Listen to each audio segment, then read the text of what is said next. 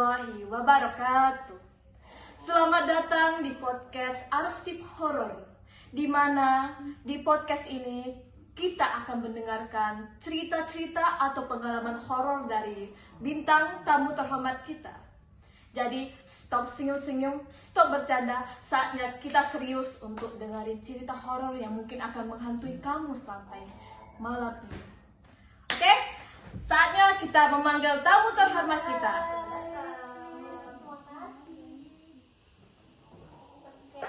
Berarti seneng banget nih bisa diundang ke acara Arsip Horor punya host kita Cinta.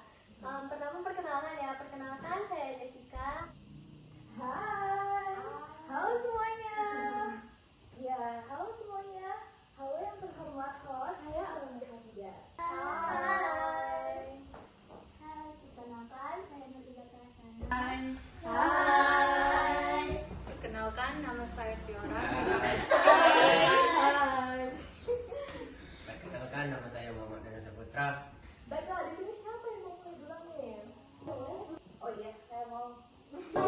Awalnya dia menginjakan kaki di situ sepotong kayu cuma ternyata waktu dia duduk situ tiba-tiba dia merasa berubah jadi tuang tadi. Nah ketika dia duduk bersila duduknya, ujung dari lutut kaki ini menyentuh dari dinding si tuang. Jadi kerasa ada dindingnya. Ya kerasa tuh. Kerasa banget. Iya kerasa banget. Terus memang bodohnya pada saat itu Siti tuh masih memproses. Masih dilanjut. Iya masih memproses dia duduk. Nah setelah dia duduk mantap duduknya, ini nih kalian dengar. Tiba-tiba tuang ini tadi tuh terangkat. Jadi dia ikut lah. Terangkat. Jadi Siti ini tuh terbang. Siti Terbang. Iya Siti ini terbang. Wah ternyata kakek tadi, buyut tadi itu bukan manusia. Baru sadar dia. Disuruh jadi Sitinya. Iya jadi diangkat Sitinya nih. Diangkat Sitinya. Naik. Nah waktu diangkat dia naik. Spontan dia ngomong, waduh kenapa? Dia langsung ngomong sama kakek buyut dia. Kakek katanya, buyut kenapa yuk buyut? Saya mohon ampun katanya. Saya mohon ampun. Maafkan saya kalau saya ada salah katanya. Turunkan saya. Kan jelas bingung, kaget. Kok bisa? Kenapa saya gitu kan? Naik itu. Kemudian kakeknya bilang, kamu diam dulu. Kamu ikut saya katanya. Kata kakek buyut itu tadi. Nah, jadi ketika mereka naik, ternyata si Siti itu dibawa mengelilingi dari dusun itu tadi. Jadi dia tuh di atas. Waktu mengelilingi dusun ini, Siti ini ngomong lagi, ampuni saya, maafkan saya. Saya baca ayat kursi nih. Tahu nggak kalian apa jawaban dari kakek itu? Apa? Silahkan baca, saya juga bisa. Biar saya ikuti. Jadi kalian tahu, jadi Siti membaca ayat kursi di atas itu sambil diiringi oleh kakek tadi. Bacanya barengan. Iya bisa juga. Nah merasa nggak mempan, Siti baca ayat kursi, baca Yasin. Saya baca Yasin, dibacanya Yasin. Kebetulan memang Siti ini dia orang zaman dulu kan emang kebanyakan punya banyak hafalan ya. Nah, Siti ini hafal Yasin, dia hafal. Dia baca, jadi waktu berkeliling gitu ya, dia baca Yasin. Tahu nggak? Kakek itu bilang ini lagi, baca katanya, keraskan katanya. Saya juga bisa, saya hafal katanya. Jadi iya saya juga hafal katanya Yasin itu. Jadi mereka baca ayat kursi, baca Yasin, baca ayat-ayat lainnya tuh barengan diiringi. Nah sayangnya Siti ini tuh tidak bisa mengeraskan suara. Kenapa? Nggak bisa teriak. Dia kan tadi minta tolong baca keraskan katanya. Nggak bisa dikeraskan. Jadi Kayak minder gitu ya jadinya. iya, Mocking. kayak mocking. Kayak terasa apa ya? Ada sesuatu yang ini ya. Jadi dia tuh tidak bisa berteriak. Dia tidak bisa berteriak. Jadi dia tuh membaca ayat kursi dengan suara yang pelan, dengan nada yang pelan ya. Tidak kedengaran sama orang lain. Dan si diiringi langsung sama si kakek itu tadi. Nah, setelah selesai puas mengelilingi satu desa, si Siti itu diberhentikan di atas pohon kemang. Kalian tahu kemang itu? Kemang itu yang biasanya dijadikan sambal. Oh, tahu. Nah, pohon kemang itu besar, diameternya tuh besar banget. Dan itu memang sudah tua banget pohon itu tuh. Dan ya memang katanya itu memang pohon itu memang ada something lah ya. Menunggu. Ya. Nah, jadi si Siti itu diturunkan berhenti di atas pohon itu, didudukan di situ. Nah di situ ya. Nah, kita ambil puff dari keluarganya. Biasanya kan memang setiap hari Siti ini selalu ambil air wudhu di sungai, terus pulang kan. Tapi pada hari itu nggak pulang Siti. Dicari kemana istri saya. Ditanya sama nenek saya, kamu lihat tidak istri saya kemana? Wah, saya tidak lihat katanya. Awalnya kan memang bareng-bareng, tapi misah. Saya pulang duluan, nenek saya bilang gitu kan. Nah, dicari. Jadi dari subuh sampai sekitar jam 12 siang, satu dusun itu, warga satu dusun itu bersama-sama mencari Siti. Di mana Siti? Nah, menemukan Siti. Nah, jadi Siti ini tadi mengambil air wudhu di sungai itu sambil membawa 2 ember. Nah, masalahnya ini 2 ember itu masih ada di ujung sungai. Jadi beberapa warga ini berspekulasi bahwa si Siti ini, oh mungkin hanyut di sungai. Hanyut di sungai atau ini kan, begitu. Lalu, jadi ada beberapa dari warga, Pak RT juga mencari di sungai. Menyelam, mencari, tapi nggak ketemu di mana Siti. Dan yang paling lucunya itu Siti itu melihat dari atas dia itu dicari.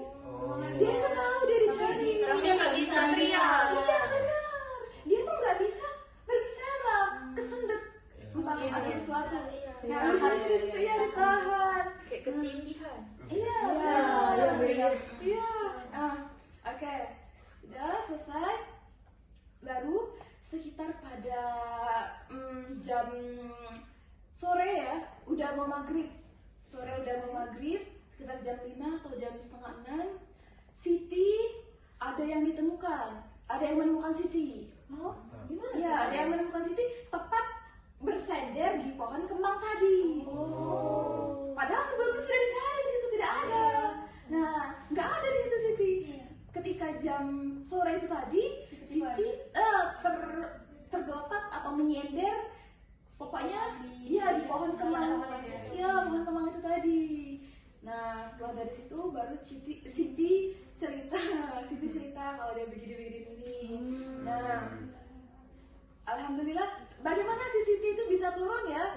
Nah, itu loh pertanyaan. jadi waktu di pohon kemang itu tadi di atas, si jinnya itu tuh hilang sebentar. Setelah hilang, dia kembali membawa 2 buah mangkok di tangannya. Mangkok ini tuh berisi makanan yang sangat lezat. Nah, kata Siti ini tadi, makan itu sangat lezat. Pengen Sitinya. Kenapa? Tapi dalam kondisi yang seperti itu, tidak dulu Pak, tidak dulu Buyut. Saya nggak mau, saya mau turun. Nah, jadi kakeknya tuh berulang kali menawarkan, mengiming-imingi, memakan makanan dari kakek ini tadi, tapi Siti menolak. Dan terus saya minta maaf kakek, saya pengen turun. Dan tak henti-hentinya Siti itu memohon juga membaca ayat-ayat dari ayat kursi, segala surat pendek, semua surat pendek itu dibaca. Sampai akhirnya kakek itu menyerah. Akhirnya diturunkan Siti. Entah apa sebenarnya mangkok itu ya. Ya, nah, dan jadi ketika Siti itu ada di bersender pada pohon itu tadi, sudah yang katanya Siti naik tumang-tubong tadi, tidak ada, cuma Siti sendirian. Cuman khayalan. Iya, Kayak orang itu menganggapnya cuma khayal, soalnya baskomnya itu nggak ada. iya, baskomnya saja itu tidak ada, tumangnya tidak ada. Nah, selesai dari situ ya begitulah tadi. Menarik banget sih. Ya, Nggak expect bakal bakal ya terbang. itu. Ya, Udah coba coba. tengok banget kok. Tapi punya bahasa juga. Iya. Jadi ada yang mau lanjut cerita? Boleh saya deh kalau Ya. cerita saya itu dialami oleh saya sendiri waktu masih lumayan kecil, masih SD sebenarnya. Kan saya ini sebenarnya bukan orang yang dari sini. Iya. Jadi waktu pindah ke sini itu ya tentu banyak keluarga yang senang karena ya akhirnya setelah tinggal jauh kembali lagi ke sini. Nah, pada saat itu pas sebentar lagi itu ulang tahun saya. Sebagai anak kecil kan biasanya dirayakan ya. Nah, jadi pada malam sebelum hari dirayakan itu kebanyak keluarga yang udah berkumpul ke rumah kayak sekalian menginap, sekalian siap-siap. Jadi kan biasanya kalau ulang tahun anak kecil tuh banyak perintilannya ya. Ada balon, ada segala macam lah. Nah pada malam itu untuk menyiapkan tuh tentu banyak yang balon kan, untuk ditempel, lalu dibagikan. Entah kenapa pada malam itu tiap balon yang ditiup bahkan masih kecil ya, bentuknya tuh masih kecil. Kalau logika kita tuh kenapa pecah? Kecuali kalau ini balon yang oke mungkin kualitasnya nggak terlalu bagus ya, tapi udah berapa kali dicoba mengganti kayak mereknya, mengganti balonnya tuh masih setiap ditiup dengan ukuran kecil tuh pecah, nggak ada satupun yang bertahan. Semua balon itu tadi. Iya semua balon yang bulat, balon segala bentuk tuh pecah. Kan gara-gara semuanya pecah tuh bingung lah. Kenapa? Iya kenapa? Dan ini tuh harus digunakan. Jadi akhirnya pada malam itu karena takut mengganggu tetangga dan orang-orang lain kan bayangkan aja malam-malam jam 9 ke atas dalam rumah itu bunyinya dar der dor. Karena balonnya terus pecah, jadi karena takut ada keluhan dari tetangga, jadi kebanyakan tuh memutuskan untuk stop dulu karena tentunya biasanya acara anak kecil juga nggak mungkin ya jam 7 udah mulai Dengan pagi siang paling sore gitu. Nah jadi ya akhirnya semuanya berhenti karena saudara itu berarti yang orang tuh nggak tidur di kamar doang, ada yang masih di luar, ada yang mau ngobrol. Nah waktu menonton TV pada malam itu tuh sebenarnya kalau banyak orang kita tuh kalau nonton TV tuh nggak difokusin lagi TV-nya, kita ngobrol. Nah TV-nya itu suka kayak kita misalnya nonton satu saluran ya, itu dia berganti. Nah pada saat itu orang yang ngiranya oh ada yang ganti, ada yang remote, ada yang ganti, ada yang nonton, karena mereka terus kayak yang ngobrol. Pada akhirnya waktu mau dimatikan mau tidur kita nyari lah di mana remote-nya dimatiin. Waktu dicari remote-nya tuh ada di atas lemari yang lumayan tinggi. Kalau anak kecil ngambilnya nggak bakal sampai. Kan mereka tuh berpikir nih, kita kan ngobrol semua nih, nggak ada tuh yang megang remote TV. Remote TV-nya ada di atas. Siapa tuh yang nggak diganti? Iya kan? Pertanyaan besar nih. Akhirnya ya sudah deh dimatikan. Lampu dimatikan, semuanya mau tidur. Akhirnya besoknya tuh sebelum acara lanjut lagi itu kegiatan meniup balon gitu dilanjutkan tuh aman aja kok. Terus balon kita banyak. Oke.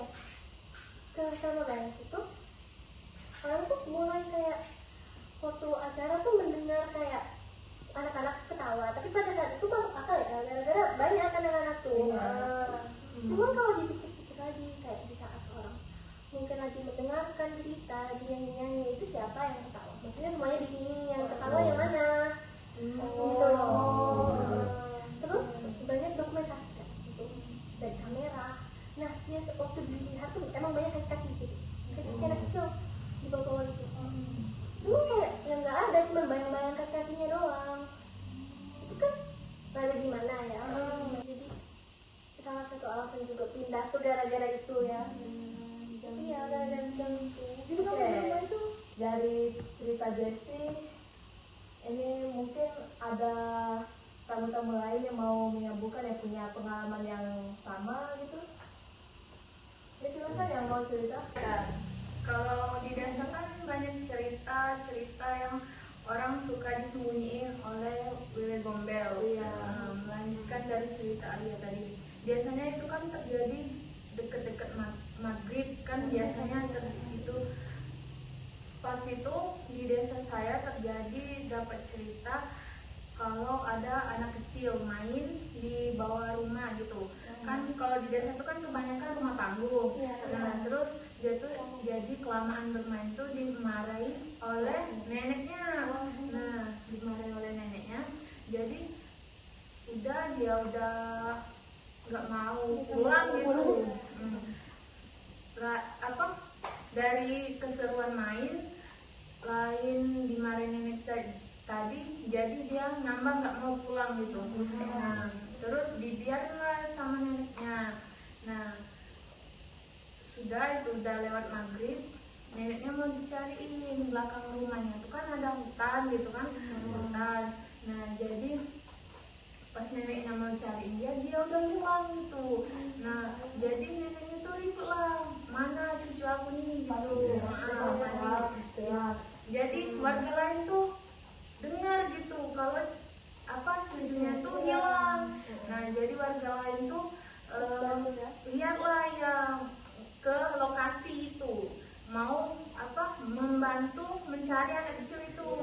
Nah, udah dicari di belakang rumah itu, udah dicari di hutan-hutan itu, di bawah rumah itu. Nah, nggak ada. Terus orang udah kelelahan. Nah, udah mau dibiarin orang gitu, mau dicariin esok hari gitu. Terus nah pas di center nih, pas diulangi di tempat pencarian belakang rumah tadi, ada si anak kecil itu di samping pohon pisang ya. Nah, udah Itu bentar. Itu situasinya anak kecil lagi ngapain sebelah itu? nggak tak diam aja. Ditanya-tanya nggak jawab gitu. Kosong Iya, kosong. Nah, terus namanya anak kecil kan nggak bisa cerita gitu. Apa dia apa dibawa orang, penglihatannya tuh dia tuh main sama orang lain gitu kan, ke belakang tadi. Nah, jadi kalau di desa-desa kan kalau maghrib kan harus sudah masuk rumah semua biar gimana pun. Kan emang kalau di desa itu banyak terjadi kalau keluar maghrib tuh, apalagi anak kecil kan itu suka disembunyiin oleh wewe gombel itu. Ya begitu ya. Iya. Jadi kalau maghrib tuh emang harusnya kita tuh ada di dalam rumah gitu, nggak harus berkeluyuran. Pesannya itu ya. Iya. Jadi kayak itu tuh bukan kayak ancaman untuk anak-anak aja gitu ya. Semua orang Untuk nakut-nakutin aja, ternyata ada beneran. Bener ada. Oh ya, ceritanya menarik sih. Ini kayak memberi pelajaran ke anak-anak untuk jangan udah main deh, gitu, udah lewat jamnya gitu ya. Oke, bagi yang mau cerita? Saya ada. Oke. Saya dulu kan SMP pondok ya. Nah, jadi ada 3 lantai asrama gitu, asrama cewek ya. Jadi ini kita teman saya, dia itu kamarnya di lantai 2. Jadi setiap malam itu dia itu